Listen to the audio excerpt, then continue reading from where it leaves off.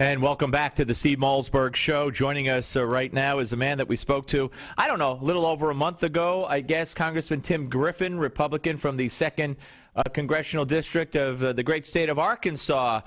Belated Happy New Year, Congressman. Thank you very much. Happy New Year to you. Well, I am very interested to talk to you. The last time we talked, you had offered to take Barack Obama up on his offer, where he said, "Hey, if anybody's got any good ideas on Obamacare, I'll meet with them." And so you called his bluff. That's how I say it. But you took him at his word and requested that he meet with you. And you were going to run a clock on that from the time you requested that meeting. And what are we up to now, sir? 31 days. 31 days. And what we basically did is, we let the holidays pass, and when we got back, we started putting out a daily press release.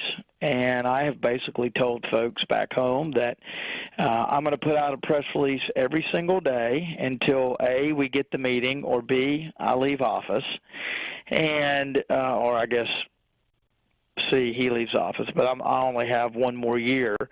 So we're up to 31 days, and we're doing a release every day just to remind people. And this is not purely for communications value. I really, along with the 33 colleagues that signed the letter with me, and I'm sure there's many more, we really want to have a conversation about health care and some things that we could discuss implementing that would not involve Obamacare. I still want Obamacare repealed. I know that as long as Barack Obama is president, it is highly unlikely that we're ever going to get that. But there are a lot of things that the president should be amenable to discussing that fit his request, which is he wanted to hear ideas, right?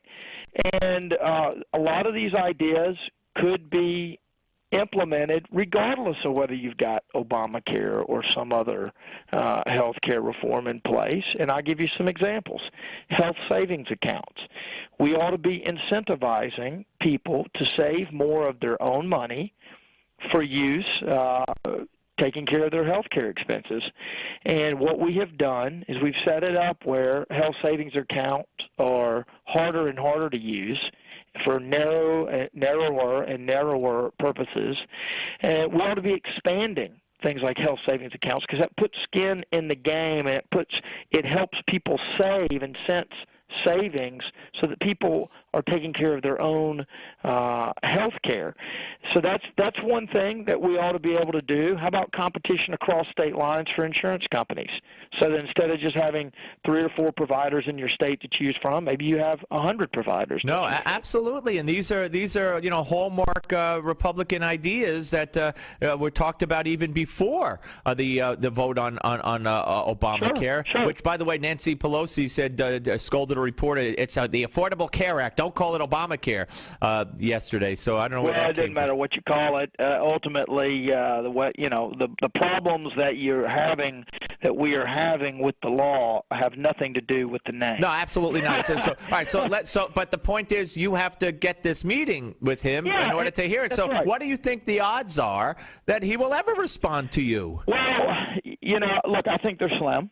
But I think it's worth a shot, and I think the drumbeat concept where you don't just put a release out and go, hey, we sent a letter 2 months ago and we haven't heard anything, right? You every single day repeatedly say basically the same thing. You just add a day, right? And we're going to look at some other creative ways to emphasize this along the way. So sort of the backdrop, sort of the fallback will be daily announcement. Another day's gone by. Great, and people can keep track of the whole thing on our website. We're working on a little app that will show that, but we're putting up a new release on the website every day with the day. Great.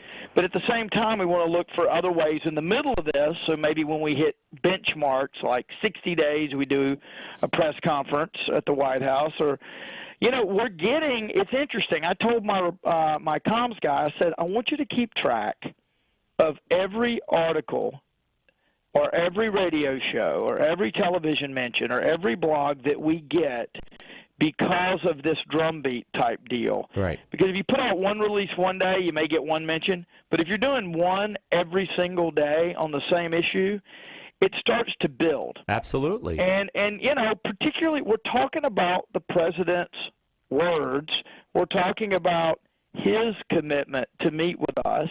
And either he just says stuff and doesn't mean it, or you think so? or you know, there's something here. So yeah, I hear you. Well, listen, like I said to you when we spoke over a month ago, it's a great idea, and I know it's heartfelt. It's not a publicity stunt. You really do want to sit down with him. He did extend the invitation, and you're trying to get him to make good on it. And I wish you nothing but the best. And we'll keep up to date on this with you, Congressman. Thank you very much. Thank you, sir. Appreciate you for having me on. My pleasure. Take care. Right, bye-bye. That's Congressman Tim Griffin from Arkansas, who just wants the president to do what the president said he would do. Nothing that amazing there. Okay, folks. In the next hour, we're going to be joined by Lou Dobbs. Lou Dobbs will be here, so that's going to be very interesting. Stick around on the Steve Malzberg Show, Newsmax TV and radio.